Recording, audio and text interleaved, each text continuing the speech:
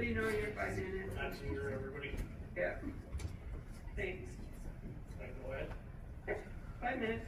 Hi, my name's Elton, and I'm here tonight to speak about some agenda items. First of all, regarding item L1, review of police presence and programs. I support these programs. It is imperative that children receive proper education and guidance, and this involves families and schools, but also the community, including police.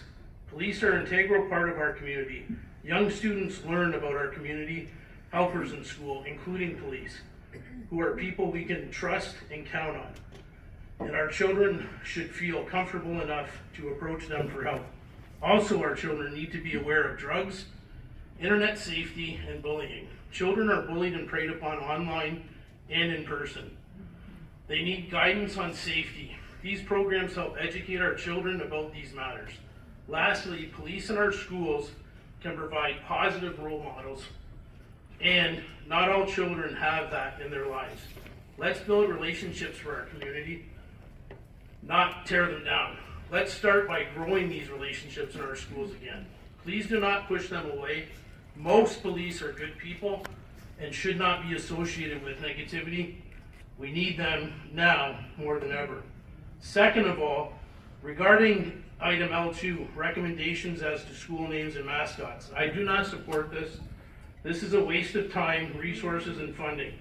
But not only that, renaming schools to disqualify or demonize historical figures, or in the name of correcting past wrongs, however well intended, does not make sense. Things like schools' names, mascot, can provide a starting point for discussions about history, how historical opinions change over time, wars, and so on. Countless historians strongly oppose criticizing historic figures by today's standards and disagree with judging historic figures from one perspective. It is important to learn and discuss history from various perspectives, the good and bad parts, and the different interpretations, some of which may even clash. Removing names or rewriting history in the name of political correctness, whether that be a historical figure or a mascot, means we are preventing today's students a chance to engage in such discussions, to be curious and to ask questions. But let's be honest, most teachers, let alone students, haven't learned about the historical figures and their mascots.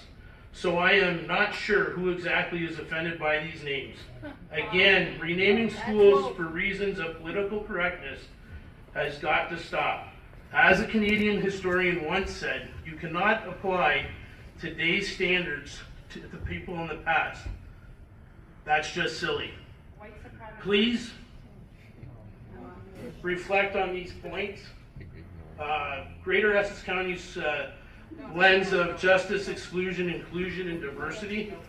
Lens focused by erasing founding history of what made Canada. How about the soldiers who lost their lives and their families' lenses? Queen Elizabeth is a female, a she, her, that is one of the longest leaders. Shouldn't she be something that should be highly spoken of? Vulgarity in libraries, mainly explicit books, and in our school libraries, for example, the book Push was brought up at the last board meeting, which was described as too disturbing, graphic, and could be triggering to survivors of sexual assault.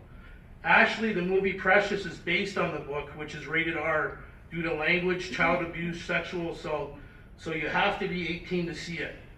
Yet we have the book available for our children to enjoy in our libraries. Should we not focus on concerns like this, that parents and teachers are deeming offensive, versus renaming mascots in schools? We never spoke of banning books or burning books, preventing this free speech, stopping these books from coming to market. It is about carefully monitoring and regulating what our children have access to in the public schools libraries. By supporting these books, we're supporting vulgarity, explicit comments, are we not? Is anything going to be done about these concerns? Parents, educators, and constituents are feeling ignored and losing faith and confidence in this board. But that can change. Please support keeping police in our schools, and please do not support changing schools' names and mascots in the name of political correctness, and respect the the value of acknowledging history. Thank you. And you might want to look up lastly at the Toronto District School Board right now about what's going on in the schools there. Thank you all for